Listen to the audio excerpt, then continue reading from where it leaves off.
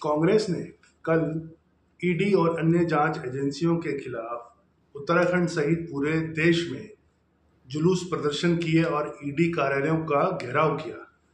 उत्तराखंड की हम बात करें तो यहाँ पर भी भारी संख्या में कांग्रेसी जुटे पूरे प्रदेश से आए और जुलूस की शक्ल में नारेबाजी करते हुए ईडी ऑफिस पहुंचे। वहां पर उन्होंने प्रदर्शन किया कि उनका कहना था कि कांग्रेस का ही कहना था कि लगातार कांग्रेस नेताओं को ईडी और अन्य जांच एजेंसियां परेशान कर रही हैं। मार्च से लेकर के अभी तक लगातार उनके खिलाफ जांच शुरू की गई, उनको डराया धमकाया गया, जिसकी वजह से कांग्रेस को ही निशाना बनाया जा रहा है, उन्हें परेशान किया जा रहा है। लेकिन ऐसा अब जो निकल के आ रहा है, ये सामने बात आई है कि कांग्रेस ने जो प्रदर्शन किया है इसमें आम आदमी की बात भी सामने आई। लोगों का ये कहना है, हर तरफ चर्चा हो रही है कि कांग्रेस ने जो भी प्रदर्शन किया है, ये कदम उठाया है विरोध करने का, ये इसको पहले उठाना चाहिए था। कांग्रेस को ये विरोध पहले करना चाहिए था। अपना नुकसान काफी हद तक कांग्रेस बचा सकती थी।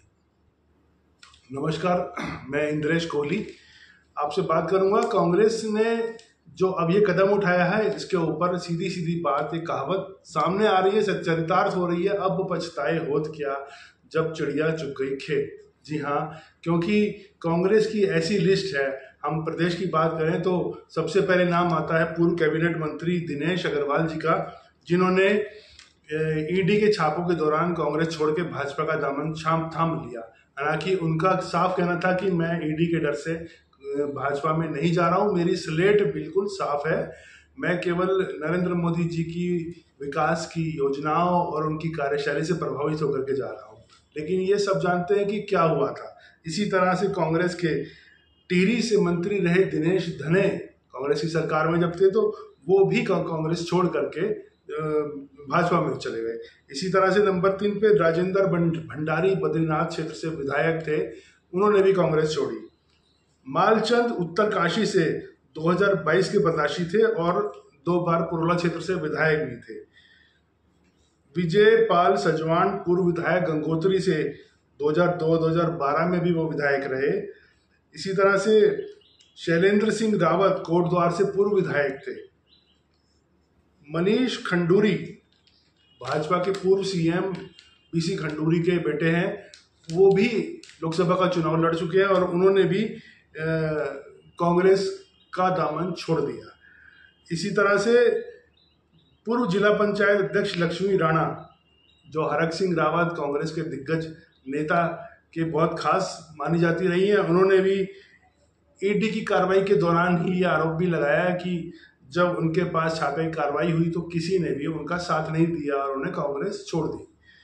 आगे हम बढ़ते हैं तो जोत सिंह बिष्ट का नाम आता है, हरक सिंह रावत की बहू अनुकृति गोसाई। हालांकि उनका कहना था कि वो अपनी पारिवारिक कारणों से, अपनी मर्जी से कांग्रेस छोड़ रही हैं, लेकिन वो भी उसी समय ही उन्होंने कांग्रेस का साथ छोड़ा।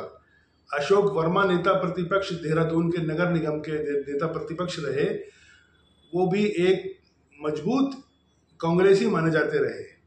इसी तरह पूर्व सीएम हरीश रावत, जो कांग्रेस के सीएम रहे, उनके करीबी एसके सिंह, पूर्व ओएसडी पुरुषोत्तम शर्मा, संजय महत, राजेंद्र रस्तोगी, ये लोग भी ईडी के छापों के दौरान कांग्रेस का साथ छोड़ गए और सीधे बीजेपी में शामिल हो गए।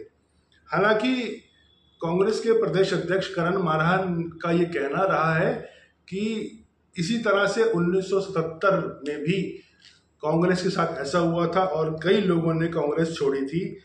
उसके बाद कांग्रेस मजबूत ही हुई थी, उनका ये कहना है, इसलिए उन्हें भी अब लगता है कि कांग्रेस से मजबूत होगी।